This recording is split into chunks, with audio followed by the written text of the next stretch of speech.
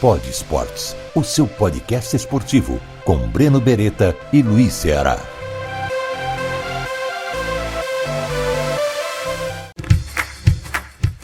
Espera só mais um pouquinho que o Pod Esportes já vai começar. Você gosta de café? Sabia que depois da água, o café é a bebida mais consumida no Brasil? O café da Serra da Canastra é gourmet e tem um sabor todo especial. Você não precisa sair de casa para comprar. Entre no site cafedaserradacanastra.com.br e peça já o seu. Entregas em todo o Brasil. Agora, aproveite o podcast e, de preferência, com bom café.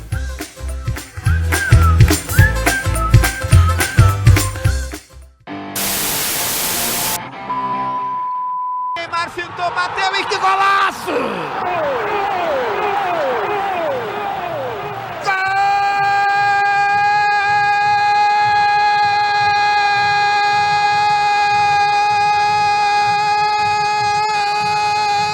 Do Santos! Agora quem dá bola é o Santos é o novo campeão. Ele dominou e entrou na defesa do Santos com uma facilidade que só o craque pode fazer. Entrou na saída de Felipe, tocou de leve e botou no fundo do gol. Mais um golaço de Neymar. 3 do Flamengo na barreira. E o árbitro aceita. Bateu o Ronaldinho e que golaço!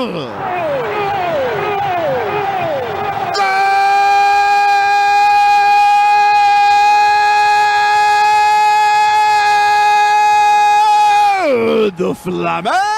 Uma vez Flamengo, sempre Flamengo. Ronaldinho Gaúcho, camisa 10. O gênio faz a diferença. Você que se liga no Pod Esportes, uma entrevista muito bacana com José Silvério, pai do gol. Ele bateu um papo muito especial com a gente, abriu o coração e falou principalmente sobre o futuro na carreira, né?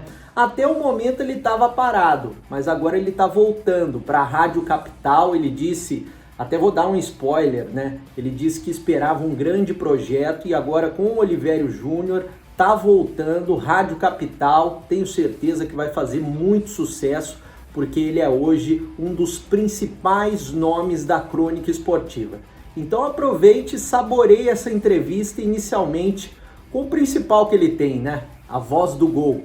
Bom, começando mais um Pod Esportes, podcast esportivo que está no ano 2, eu e o Luiz Ceará sempre trazendo um grande nome do esporte, seja atleta, ex-atleta, treinador, ex-treinador e também grandes jornalistas, Ceará. Hoje a gente tem um prazer muito grande de receber aqui um dos maiores nomes da locução esportiva do Brasil. A gente sabe, né, o Rei Pelé veio do sul de Minas. E o nosso entrevistado de hoje também veio do sul de Minas. O sul de Minas trouxe pra gente aqui no Brasil, né, Ceará? Não tem nem como descrever, né? Eu tô muito feliz, viu, Breno? Porque hoje de manhã eu tava vendo uma fotografia para botar na internet que eu tirei com esse cara aí na África, né? Na Copa do Mundo da África. Nós viajamos bastante tempo juntos, né? A Bandeirantes fazia a rádio e televisão viajando junto, até a gente conversava sobre isso, mas virou uma coisa extremamente agradável, né?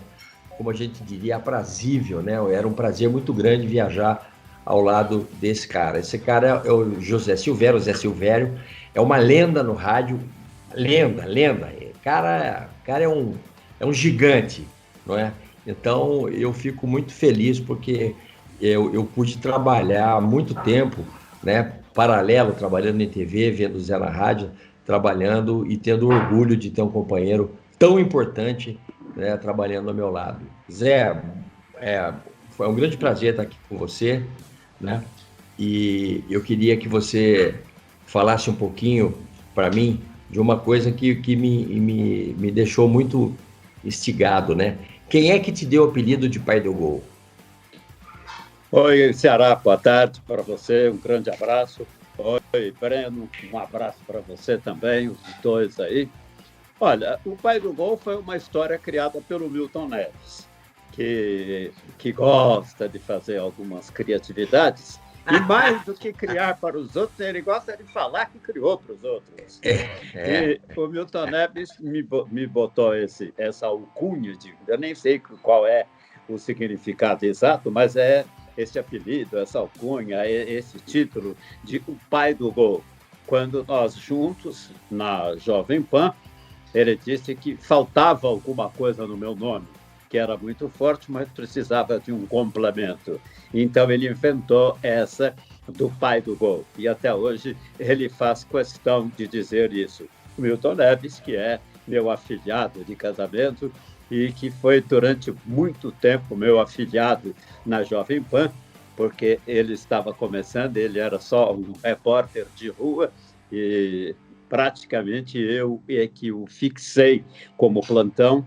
E depois nós criamos o Terceiro Tempo, que, na verdade, era antes do jogo e logo depois passou a ser depois do jogo, no momento em que a Jovem Pan perdeu o programa humorístico do Estevam Borrussa Girardi, que era uma marca registrada também da Jovem Pan. Aí ficou o Pai do Gol para o resto da vida.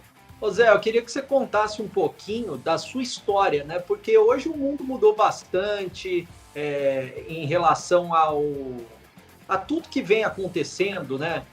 Na mídia, no esporte. E eu queria que você contasse como que você iniciou a carreira, até para quem não sabe da sua história, e até explodir como um dos maiores narradores da história do futebol, do esporte. Olha, eu nasci numa cidadezinha aqui perto de onde eu estou. Estou falando com vocês de Lavras. Eu nasci numa cidade aqui próxima de Lavras, que se chama Itumirim, e que não tem absolutamente nada, ainda hoje. Imagine você, em 1945, quando eu nasci. Não tinha nada em Itumirim. Então, a diversão que nós tínhamos em Itumirim era algumas coisas dentro de casa, e eu gostava de jogar botão. E nós acompanhávamos o futebol, a maioria dos meninos acompanhava o futebol do Rio de Janeiro, e nós éramos torcedores do futebol carioca. Eu torci para 4 times do Rio, Vasco, Flamengo, Botafogo e Fluminense, os 4 grandes. E eu vi todos eles serem campeões, cada um numa determinada época.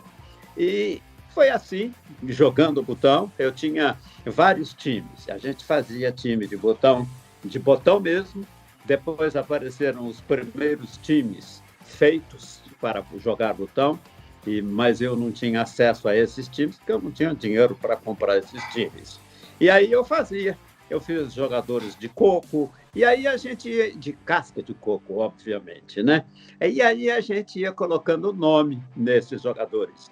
E eu, como não gostava de fazer um time só, eu fazia algumas seleções de jogadores que eu gostava. Eu, por exemplo, tinha um jogador que eu comprei com uma luta danada por 4, não sei 4 mais o quê, e esse jogador era vermelho e ele chamava Valdo, um time que era o time de quem eu comprei. Mas como eu não queria que ele fosse o Valdo, centroavante do Fluminense naquela época, eu coloquei o nome dele de Vermelhinho, que era a cor dele.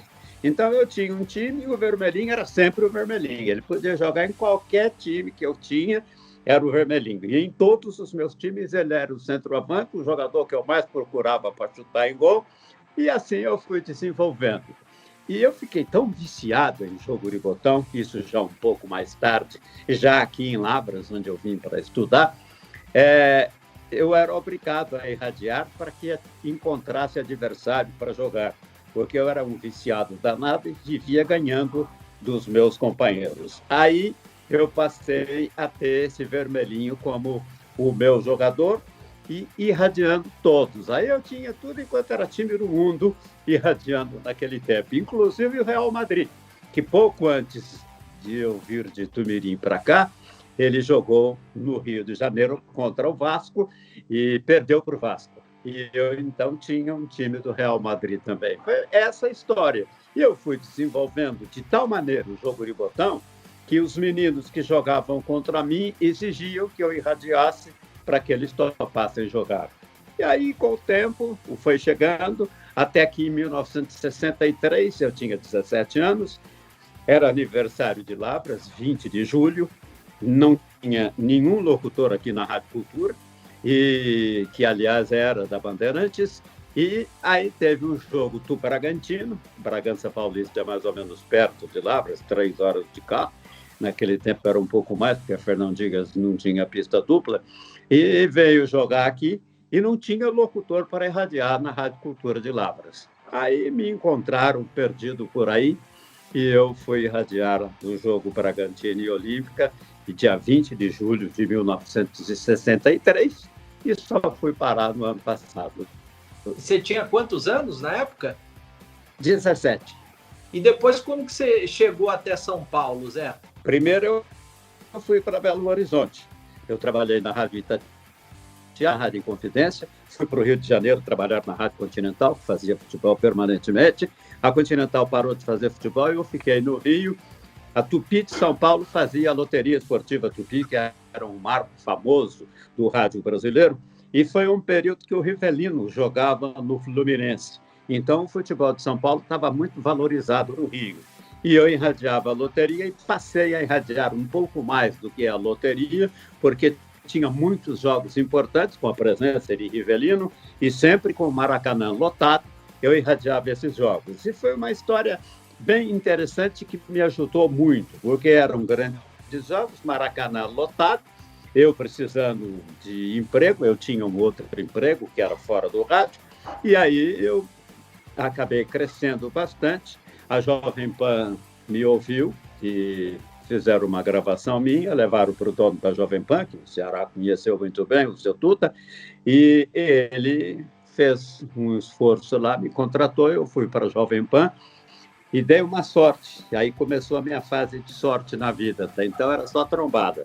Aí a Jovem Pan tinha o Osmar Santos, que estava aparecendo muito, estava explodindo em São Paulo, e eu fui um bom coadjuvante para ele, como segundo locutor que eu virei logo na Jovem Pan, e nós dois juntos fizemos uma dupla que colocou a Jovem Pan em primeiro lugar no futebol de São Paulo, que ela nunca tinha alcançado isso, e a partir daí o Osmar foi para a Globo, eu fiquei na Jovem Pan, cresci bastante, tive uma passagem pela Bandeirantes, onde eu fui muito boicotado, e aí eu resolvi voltar para a Jovem Pan, que ainda precisava de mim, e depois foi a fase efetiva de crescimento meu na Jovem Pan, onde, sinceramente, eu fiz a minha vida, e a partir de aí eu posso curtir esse desemprego nos dias de hoje. Você estava falando desse período da Rádio Jovem Pan, né? Você e Osmar, na verdade, vocês fizeram uma história de remodelar a transmissão esportiva. Vocês fizeram uma outra transmissão esportiva do que existia, né? Vocês fizeram uma coisa completamente diferente, uma coisa, uma narração muito do detalhe, né? E você acabou ficando conhecido, né, como o cara que eu acho que o negócio do pai do gol do Milton Neves é porque você sempre narrou o gol antes dele acontecer. O segundo antes de acontecer, você já estava gritando gol. E isso é uma característica absolutamente fantástica no rádio, porque você antevia o momento final da bola entrar, né? E eu acho que vocês fizeram essa revolução. Osmar com a linguagem dele e você com algumas características, como essa, por exemplo, muito marcante. Todo mundo sabia quando ia acontecer o gol, porque você já tinha narrado o gol. O Osmar tinha duas coisas espetaculares que eu não tive. Ele tinha uma voz espetacular e ele era um locutor muito criativo, muito jovem e realmente uma coisa muito agradável, muito diferente. Eu já fui uma outra linha, uma voz mais aguda, chegando mais com ela, uma rapidez maior do que a do Osmar, uma precisão maior do que a dele no desenrolar do jogo e talvez uma vontade um pouco maior do que a dele, porque o Osmar era tão artista que ele podia brincar nas narrações dele. Eu nunca fui tão artista que não pude brincar, eu tive que levar mais a sério as minhas transmissões. E isso foi que me fez aparecer em São Paulo. E eu confesso a você que essa dupla praticamente criou a Jovem Pan no futebol, porque a Jovem Pan tinha uma história de rádio pan-americana de 1960 e pouco, no começo da década de 60, mas depois ela tinha um futebol meio morno, né? Cuja base principal era o show de rádio do San Girato, que era mais uma brincadeira. Então a transmissão acompanhava essa brincadeira. E com a minha chegada, houve a modificação e o futebol da PAN acabou sendo muito valorizado. Nós chegamos num estágio em São Paulo com uma audiência realmente sem comparação. O Zé, só para eu complementar esse pensamento meu, que eu gostaria de detalhar esse momento, você falou uma coisa correta. Você narrava o futebol e deixava a pessoa com a impressão de que ela estava dentro do campo, né? Porque era tão detalhado, tão precisa a sua narração, né? Historicamente, em toda a sua carreira, foi marcante por causa disso. Mas eu queria bater na tecla, como é que você sabia que a bola ia entrar antes dela entrar? Não é bem antes da bola entrar, não. Eu era muito rápido.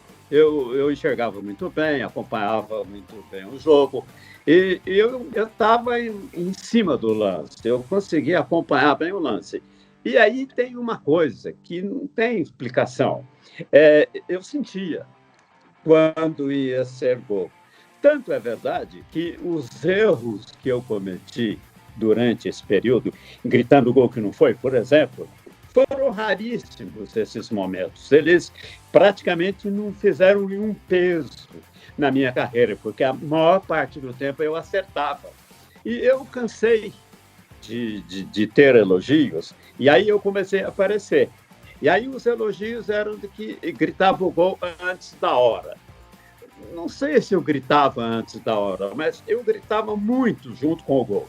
Porque antes da hora seria muita pretensão minha dizer que gritava, porque aí eu estaria inventando, e eu não estava inventando. Eu narrava o gol, e tem alguns lances tem algumas coisas que aconteceram depois que eu parei, que algumas pessoas mandaram. Tem alguns lances que eu gritei os gols na hora que a bola estava fazendo a curva para entrar. E então eu antecipava que a bola ia bater na rede. Então eu antecipava-me à torcida e não ao gol propriamente dito. E aí eu pegava o barulho da torcida depois do meu grito de gol. Essa aí foi uma jogada que eu consegui fazer. E muita gente tentava e não conseguia, porque tem que ser muito rápido e tem que ter muita confiança. E eu sempre tive uma coisa a meu favor. Apesar de todos os problemas que a vida deixa para você e que você enfrenta durante o seu período de vida, eu sempre fui muito confiante. Eu tinha uma confiança em mim, sem medo. E algumas coisas que os outros locutores tinham medo de falar, eu não tinha.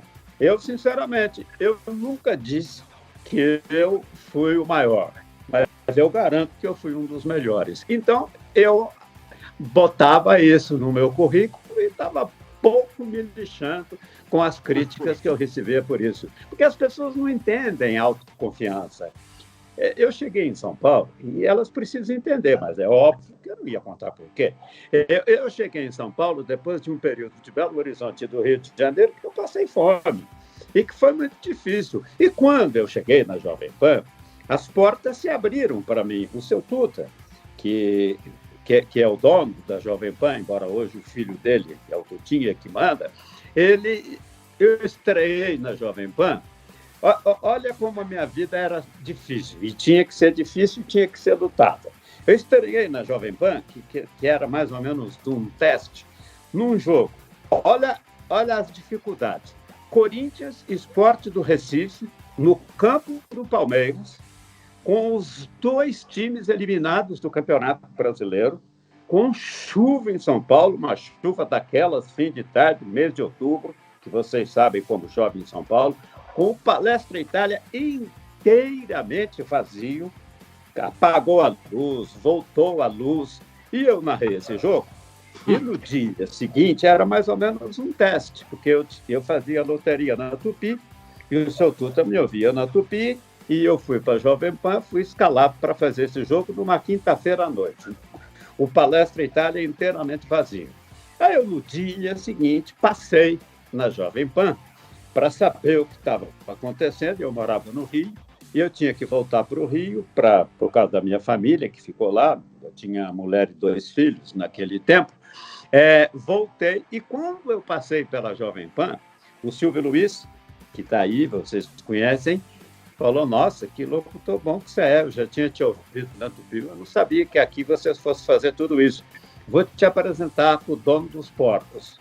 Aí ele foi lá e me apresentou para o seu Tuta, que eu não conhecia.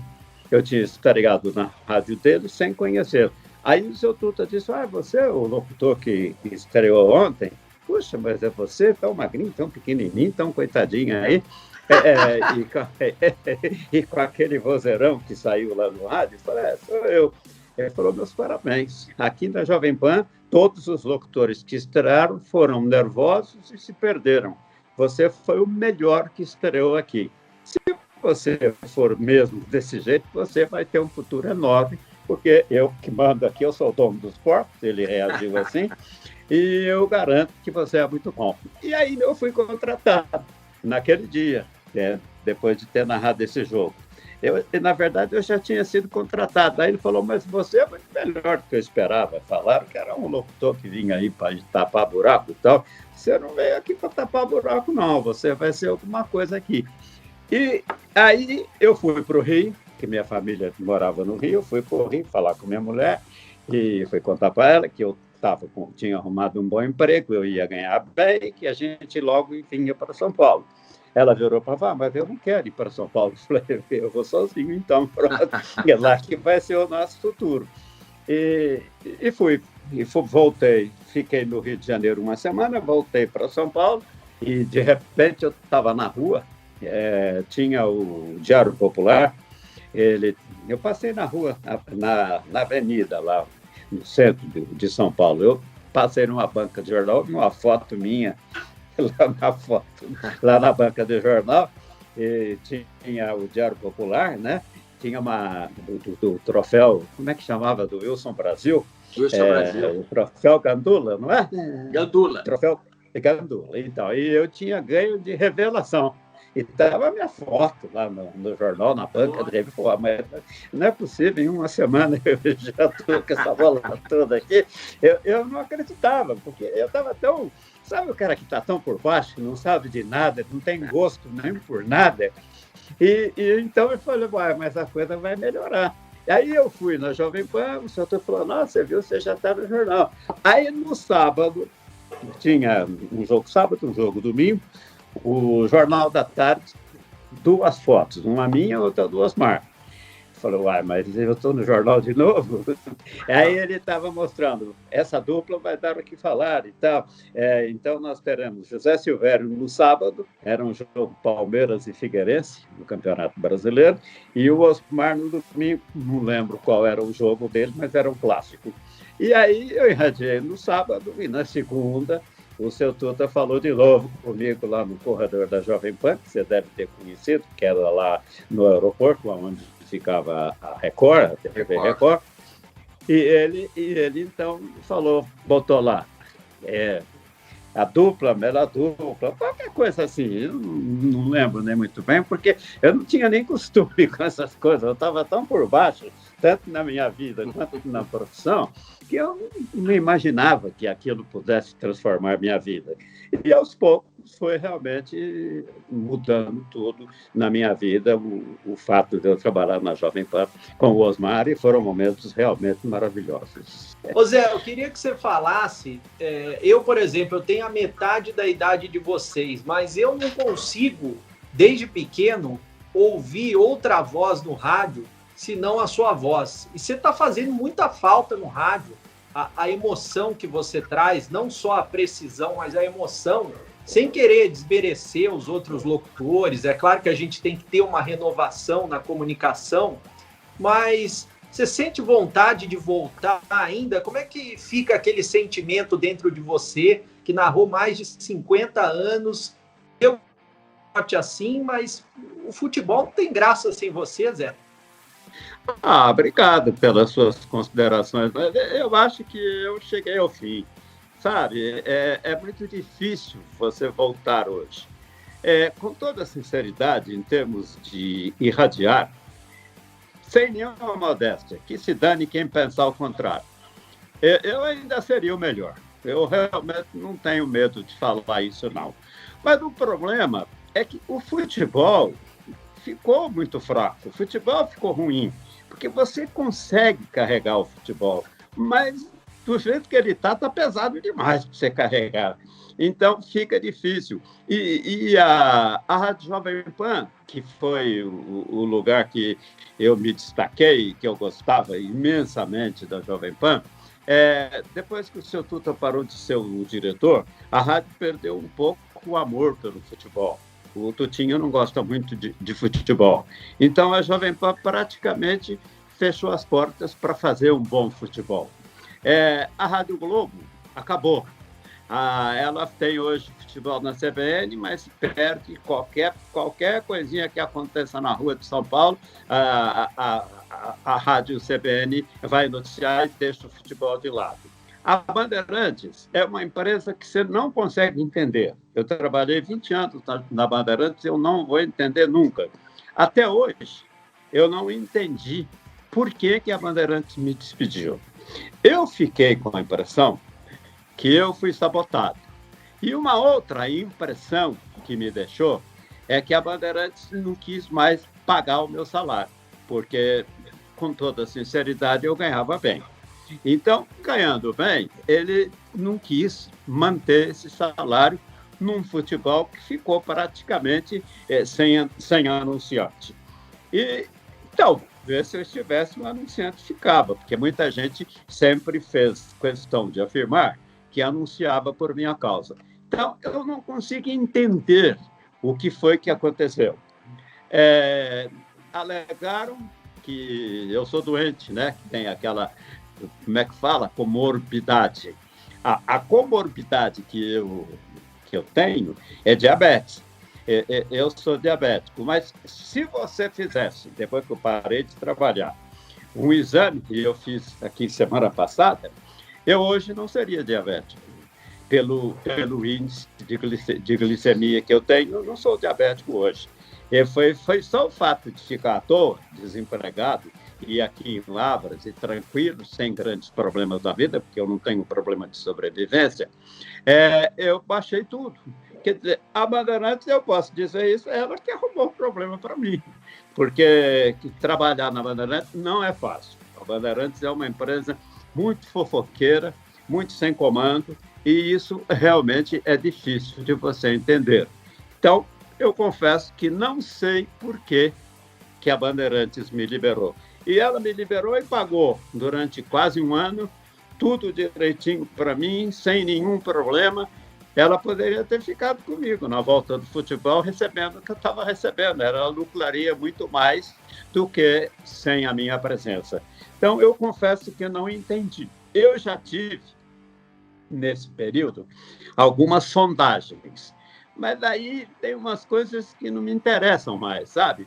Ou eu trabalho numa emissora que realmente seja importante e que esteja disposta a fazer um futebol decente, ou eu não trabalho, vou ficar morando aqui em Lavras. Eu nunca fui rico, eu era quase que miserável quando comecei a trabalhar.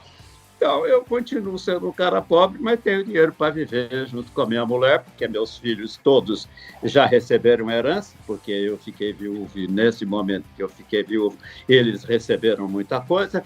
Então, não tenho grandes problemas na vida. E vai tocando o barco para ver até onde ele vai. Ô Zé, você sabe que você falou uma coisa bem interessante, né? Quando eu saí da Bandeirantes, eu também fui dispensado da Bandeirantes, foi uma coisa bem parecida com isso. O cara falou assim para mim, eu falei, escuta, mas o que está acontecendo? Eu conversei com tal pessoa ontem, e o programa vai estrear segunda-feira, eu estou dentro do programa, sou eu que faço o link. A pessoa falou, não, mas é que parece que você não gosta muito de trabalhar. Eu falei, como é que é? O cara falou, a impressão que nós temos aqui é que você não gosta muito de trabalhar, final de semana. Eu falei, eu trabalho em final de semana faz 40 anos. Como é que eu não gosto de trabalhar? Entendeu? Vamos fazer uma coisa, você quer me mandar embora, você manda. Mas não fala bobagem, pô. Não vai falar bobagem, porque você pode cair no ridículo. Entendeu? Não, então vamos fazer uma coisa, eu vou te arrumar um negócio lá em Campinas, você vai para a Band de Campinas. Eu falei, escuta, você está me mandando embora ou você quer me transferir? Você precisa decidir o que você quer fazer. Entendeu? Quer dizer, não dá para entender a Bandeirantes em algumas coisas, atitudes que ela toma. Não dá para entender. Você falou uma coisa correta.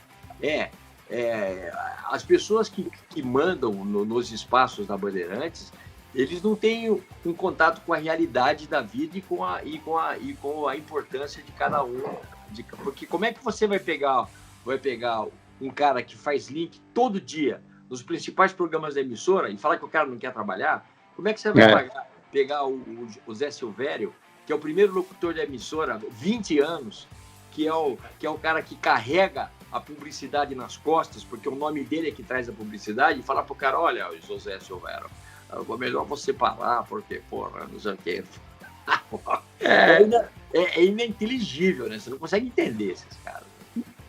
Eu confesso a você, bem honestamente, eu nem quis entender, porque como eu estava lá há 20 anos, eu sabia que lá não era uma coisa muito, muito lógica, não. É uma coisa meio tóxica a Bandeirantes, né? Isso é mitópica. Então, você entende que o cara é o dono, né? O Johnny sabe, ele faz o que ele quer. Tudo bem. Eu não tenho nenhuma reclamação assim explícita. A Bandeirantes me dispensou um direito que ela tem. Me pagou tudo que eu tinha que receber, um direito que eu tinha. Então, ficou empatado.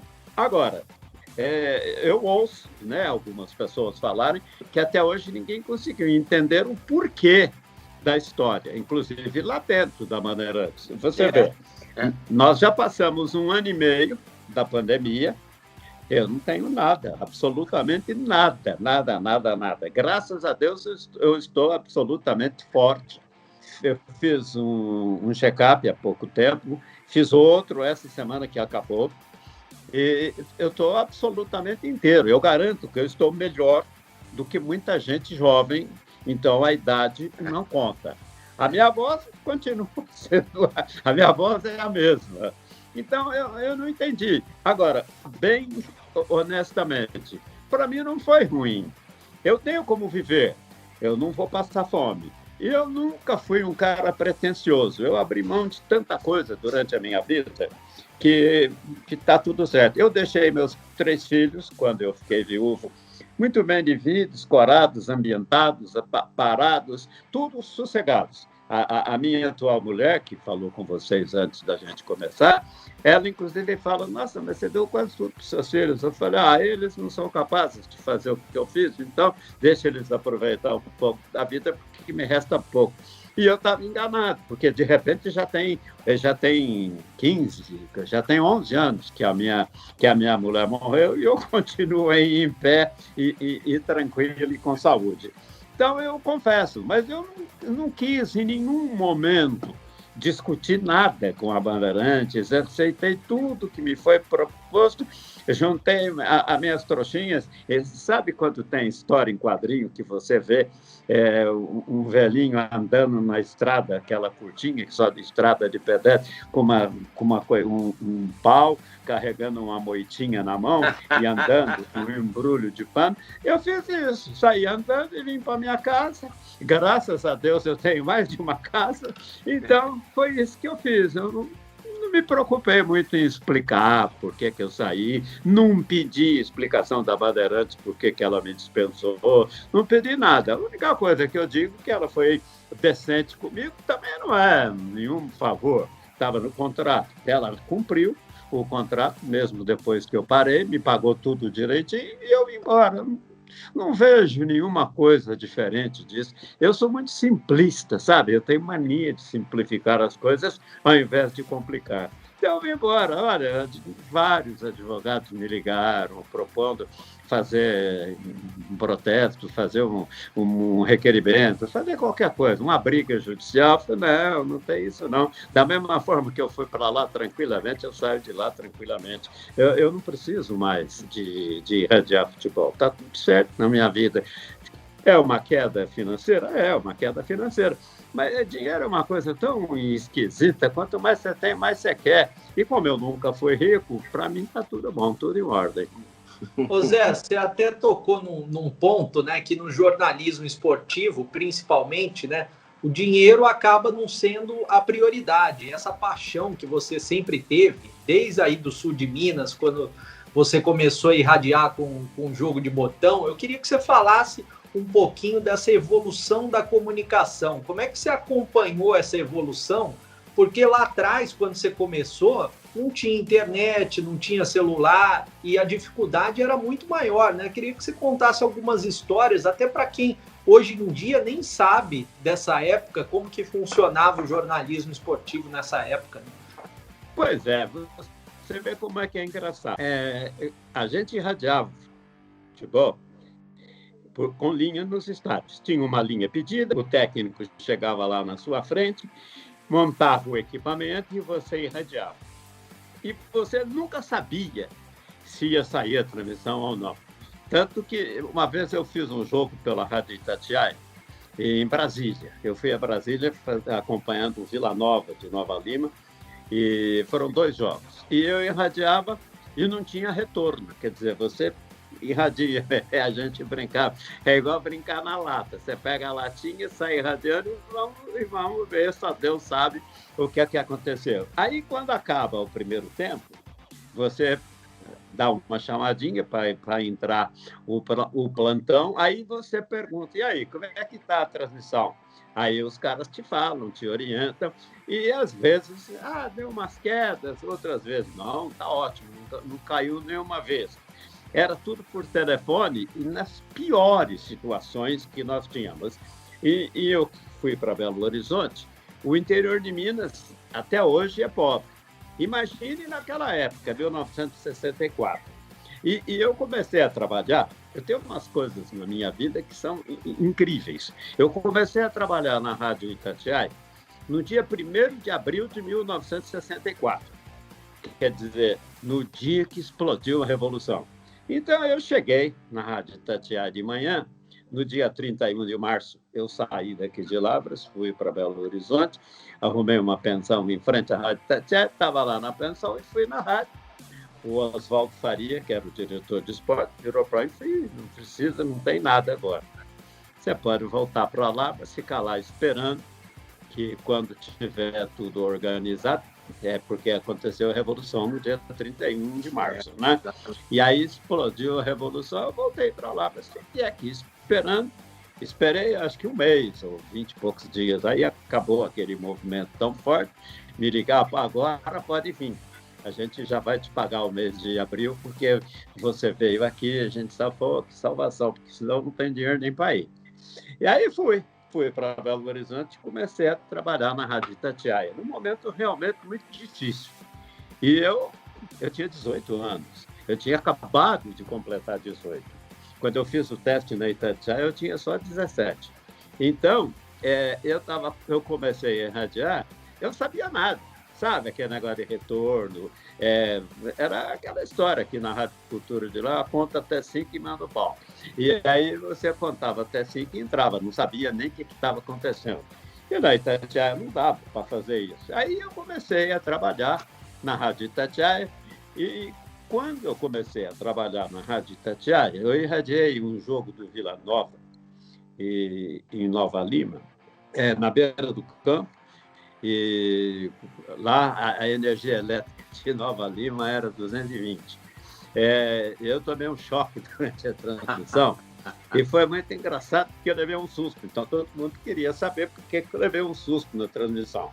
Porque eu tomei um choque de 220 não é tão fraco assim, né? Ele pega para valer. Não estava chovendo, mas tinha chovido. Então eu irradiava na beira do campo.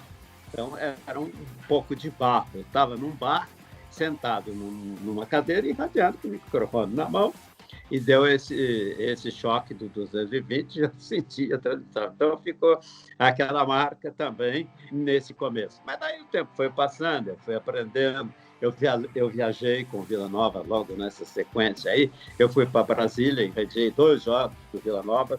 Naquele que você irradia, não sabe se está saindo, mas felizmente os 2 saíram. Mas se você irradia jogo do Vila Nova, com todo respeito, embora o presidente do Vila Nova fosse o dono da Rádio Itatiaia, não tem repercussão nenhuma, porque o Vila Nova é de Nova Lima. Então, jogo amistoso contra 2 times de Brasília, o Tefele, que era departamento de Forcelizos, e o outro era um time lá de uma empresa que estava construindo ainda Brasília. Isso foi em 64, então Brasília também não tinha nada. E era o Rabelo. O Rabelo era um time que seria da Força Elétrica, da Força de Energia Elétrica da cidade de Brasília. Mas era tudo mambembe, como a transmissão minha também lá de Brasília. Então, foi isso que eu comecei a fazer. Aí eu comecei a irradiar o Campeonato Mineiro de Júniors. Foi quando eu conheci o time do Cruzeiro, que começou a formar aquele grande time que ele fez em 1964, no fim do ano de 64. Aí eu já estava um pouco mais escolado, um pouco mais acostumado a narrar jogos por uma emissora, que a Itatiaia é realmente muito importante em Belo Horizonte. E aí eu fui deslanchando na minha carreira. Fui para o Rio de Janeiro, aí foi uma barca furada, porque eu fui para a Rádio Continental, o mês lá durava 3, você recebia a cada 3 meses, e recebia picado ainda, né? E eu tinha uma mulher, uma mãe e 2 filhos para tratar e morar no Rio de Janeiro. Quer dizer, chegava no mês e não tinha dinheiro nem para pagar o aluguel. Aí você vai se virando para tentar acertar. Só que o Rio de Janeiro tinha uma vantagem. Tinha muito jogo importante no Rio. E muitas emissoras do Brasil inteiro irradiavam futebol carioca. E aí você era chamado, você pode irradiar para nós aí esse Fla-Flu que vai ter domingo. Aí o cara fala, eu te dou 20. Vai, não lembro o valor, mas mais ou menos isso, eu te dou 10. E mandava, às vezes, comentarista, ele já trazia o seu cachê. E esse cachê, você ganhava 10, eu não sei 10 o quê, naquele tempo já dava para manter a família durante a semana. Quando chegava o dia de pagar aluguel, é que era o problema. Mas aí a Rádio Continental, que devia 3 meses para você, pagava o aluguel. Então, só que tem uma vantagem. Eu tinha 24 anos. Então, com 24 anos, que se dane o mundo, né? Você vai tocando o barco e vai vivendo. E foi mais ou menos desse jeito. E aí eu fui firmando. Eu cheguei a narrar, pouco depois, alguns jogos na TV Educativa, a TV Educativa do Rio, que foi a primeira educativa do Brasil, e ela fazia futebol e me contratavam para irradiar os jogos. Eu abria a jornada na Rádio Continental e narrava o jogo na TV Educativa. E ganhava trocados, né? Mas dava para pagar o aluguel e dava para comer. E como o que me interessava na época era só comer e trabalhar, minha mulher começou a costurar no Rio de Janeiro, e aí ajudava, a minha mãe bordava, então fazia os 3 trabalhando e dava para pagar o aluguel e comer. E aí o tempo foi passando, aí eu tive chance de ir para Brasília, que foi uma grande furada, na TV e Rádio Nacional de Brasília. Quando chegou lá, mudou o governo logo na sequência. O governo que entrou foi do Geisel, aí ele cancelou tudo que tinha na TV e na Rádio Nacional de Brasília. Então eu lá desempregado em Brasília, sem conhecer ninguém, mas tinha uma passagem que fazia parte do acordo, uma passagem de avião para voltar para o Rio. Mas vai voltar para casa sem dinheiro, sem nada, né? Mais ou menos você volta para casa, liguei para casa, pode voltar, que aqui está tudo certinho, tem comida, tem tudo. Então, você vai lutando desse jeito. Aí, por uma coincidência, eu estava no Maracanã, eu fui assistir a um jogo, só não me perguntem datas, tá? Porque eu não lembro. Isso foi no fim de 64, começo de 65. Eu estava no Maracanã para ver um clássico, e a Rádio Tupi de São Paulo fazia Loteria Esportiva Tupi, que era famosa naquele tempo. E tinha um jogo que era lá um Fla-Flu, um jogo desse com Maracanã absolutamente lotado, e que tinha o Rivelino jogando no Fluminense. Aí ia transmitir o segundo tempo desse jogo. E o locutor da Rádio Tupi, que era o Wilson de Freitas, não foi para o Rio, porque faleceu num acidente em Itapetininga. Nunca vou esquecer disso, o irmão dele. Aí me pediram para irradiar na Rádio Tupi. E eu fui lá irradiar, estou aqui, né, meu? E aí já tinha um cachezinho para irradiar só o segundo tempo. Com fôlego total, 28 anos, só um tempo de jogo, tá louco, né? Você deixa comigo, né? Aí você arrebenta na transmissão, e foi isso que eu fiz. Acabou o jogo, o Milton Camargo, que era o diretor de esportes da Rádio Tupi, chegou e falou: eu quero te contratar. Aí eu fui a São Paulo, mas ele me falou: mas para você vir para São Paulo ainda é um pouco perigoso, porque a Tupi tem problema, às vezes, de pagar salário atrasado. Eu já estava no Continental, que pagava de 3 em 3 vezes. Então eu falei: puxa, sair de um para entrar na outra não é vantagem. Aí eu fiquei no Rio. Aí eu arrumei um emprego no Rio de vendedor com um amigo meu que era comentarista da Rádio Nacional de Brasília e que era o diretor dessa empresa que vendia extenso eletrônico. Eu fui trabalhar lá. Foi uma coisa maravilhosa na minha vida. Eu ganhava uma belíssima grana como vendedor no Rio. Aí fiz isso tudo no Rio e fazia futebol na Continental e na Tupi de São Paulo. Então, somando 3 empregos, eu estava fazendo a festa, né? Morava em Copacabana, então a festa estava ótima. A família bem, os filhos crescendo, tudo direitinho. Só que, de repente, você fica com vontade de fazer as coisas. Aí a Tupi começou a atrasar até o cachê e a Continental fechou. Então eu já perdi um emprego e a Tupi estava ruim para pagar. Aí eu fiquei como vendedor no Rio de Janeiro, ganhava bem como vendedor, até melhor do que como locutor. E aí, numa dessas aí, eu irradiei um jogo na Tupi, que voltou a fazer um jogo qualquer lá, um segundo tempo com o Rivelino jogando pelo Fluminense. E o pessoal da Jovem Pan, o Joseval Peixoto, que era o locutor que dividia com o Osmar Santos, tinha anunciado que ia parar. Aí o pessoal da Jovem Pan viu falar de mim, ouviu essa transmissão desse domingo no Rio de Janeiro, que era o jogo do Fluminense com o Maracanã completamente lotado. Então, eu disse para todo mundo que eu dizia, digo até hoje, posso dizer, que Deus abriu as portas para mim, mostrando esses jogos aí, dando chance para que eu mostrasse aquilo que eu sabia fazer. Aí eu fui para São Paulo, contratado pela Jovem Pan. Cheguei na Jovem Pan, o Osmar, que era o chefe da equipe, me falou: a Jovem Pan não faz muito futebol, é só de vez em quando, então você, como terceiro locutor, vai ter pouca chance de aparecer. Aí, tá bom, mas o salário não esconde, não. Falou: não, o salário está todo dia 5 na conta.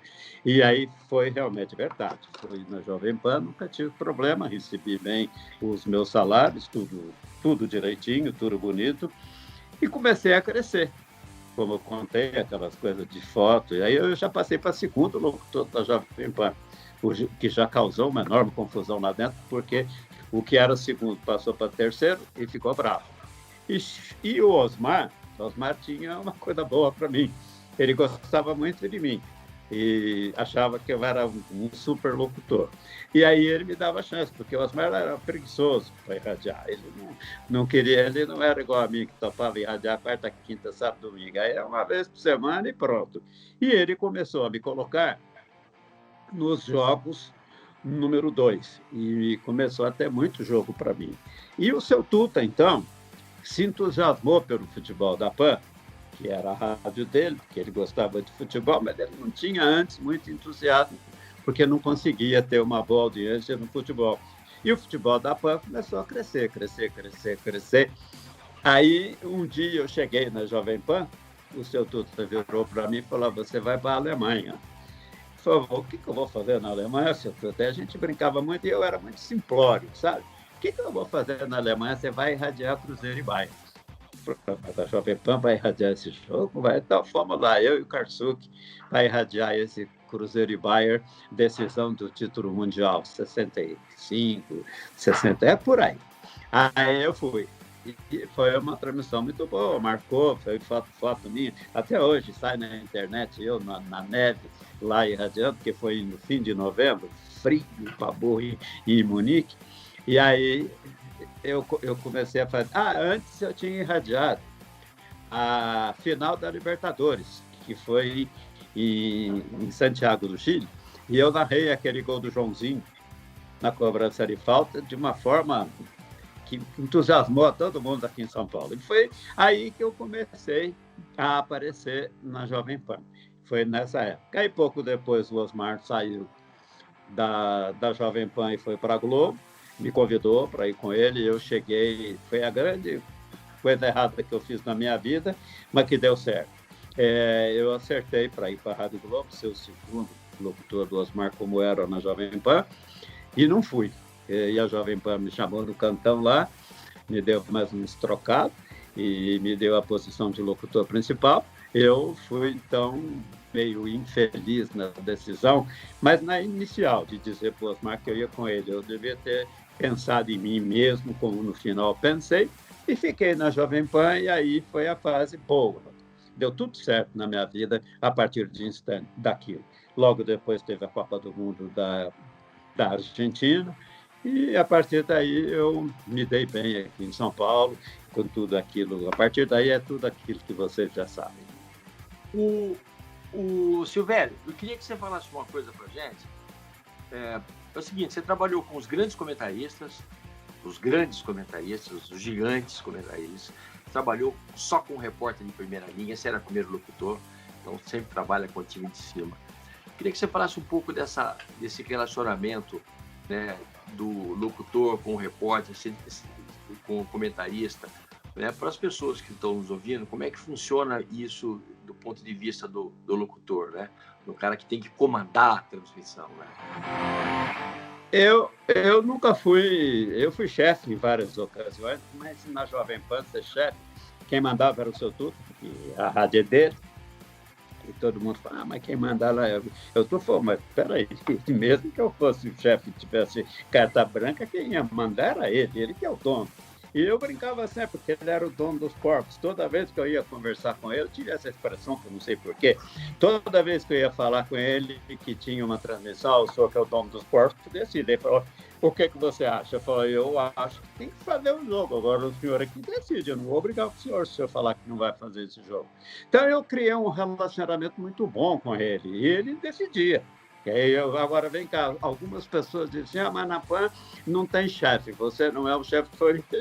Eu não sou o chefe, eu nunca falei que sou o chefe. A equipe tem meu nome, mas o chefe é o seu Tuta, ele não é só o chefe, ele é o dono da rádio, lá ninguém discute com ele em nada.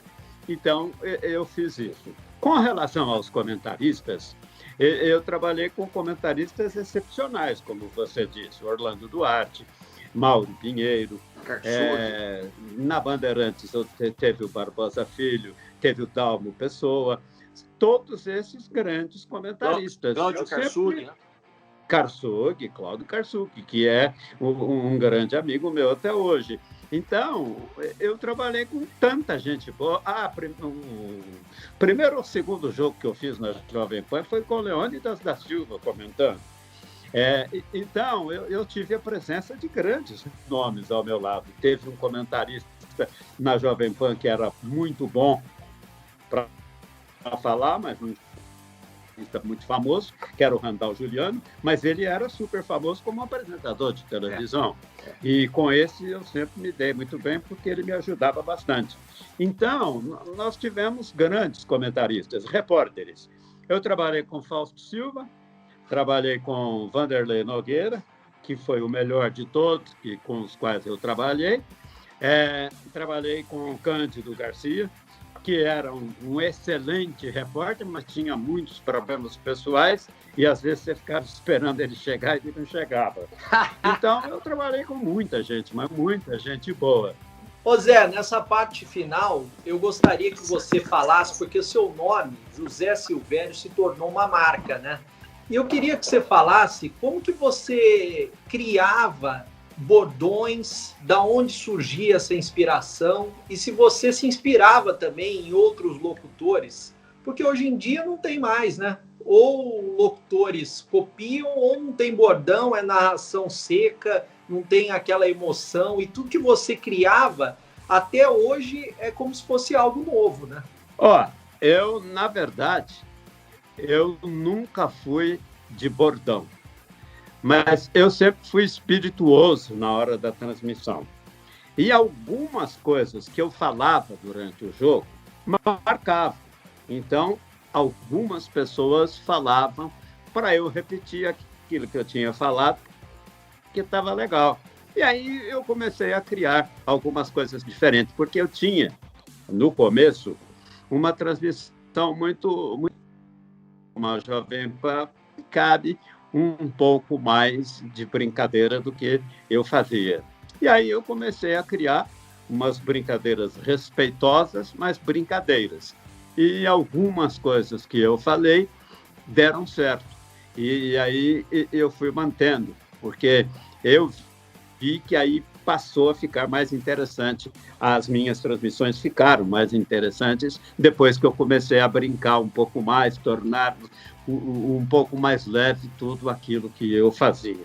Aí saíram algumas criaturas que a gente chamava de filhos, e aí ficou os filhinhos do Silvério, como o Milton Neves falava que eu criava os gols, que eram os meus filhos. E aí começamos desse jeito e foi descambando para algumas brincadeiras, mas esse descambando era sempre uma coisa de seriedade, porque eu nunca deixei de ser um locutor cuja bola sempre foi a coisa mais importante. Mas sempre surgiram algumas criaturas novas nessas transmissões. Os meus gols, eu comecei a exagerar um pouco nos gols, e isso foi bom porque me marcou.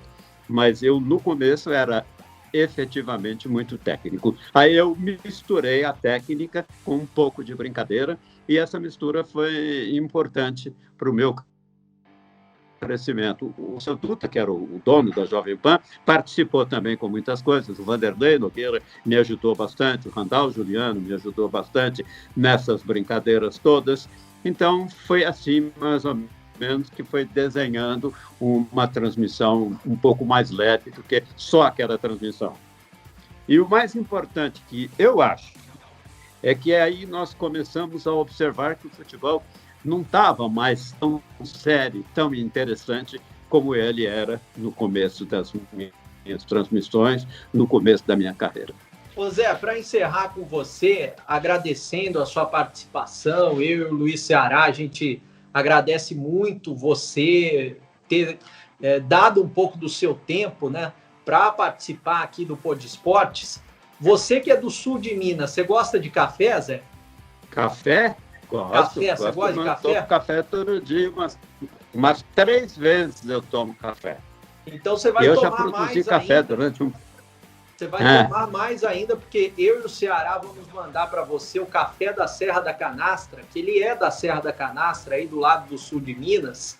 Um café gourmet especial, a gente vai mandar para você na sua casa, para você saborear, que você possa tomar aí café mais 3, 4, 5 vezes por dia, viu, Zé? Obrigado. Aliás, a Rose é expert em café. A Rose é expert em café e em queijo. E então ela vai aproveitar porque ela sabe fazer um café muito bom também. E ela gosta também de café, mas eu gosto mais do que ela. Ah, então você e a Rose vão aproveitar bastante. A gente vai mandar para você também uma caricatura do Caricasson. Já fizeram caricatura sua, Zé? Já, tem algumas por aí. O Caricasson é um artista muito bacana, ele vai mandar uma caricatura especial sua narrando um jogo que é a sua marca, né? E a gente vai mandar para você também, aí você pode imprimir, colocar onde você quiser, viu, Zé? Tá certo. Mas manda uma caricatura bonita, porque eu já sou feio. E as pessoas gostam de enfeiar caricatura, eu vou virar um monstro. Não, vai ser monstro. bonita. A caricatura de caricação é especial, viu, Zé? Tá bom, então. Então tá. Valeu, obrigado, Zé. Legal, Zé. Muito obrigado pela sua participação aqui no Pod Esportes. Tenho a certeza que você foi um dos maiores nomes do esporte enquanto estava em atividade e será sempre uma lenda enquanto José Silvério, o pai do gol. Muito obrigado, um abraço, entendeu? E a gente está sempre junto com você. Fique bem aí, se proteja, saúde, entendeu? Que você é o cara que nos deixou muita saudade no rádio. Muito obrigado, Zé. Um abraço para vocês todos, tá? Um abraço. Tá. Pod Esportes, o seu podcast esportivo, com Breno Beretta e Luiz Ceará.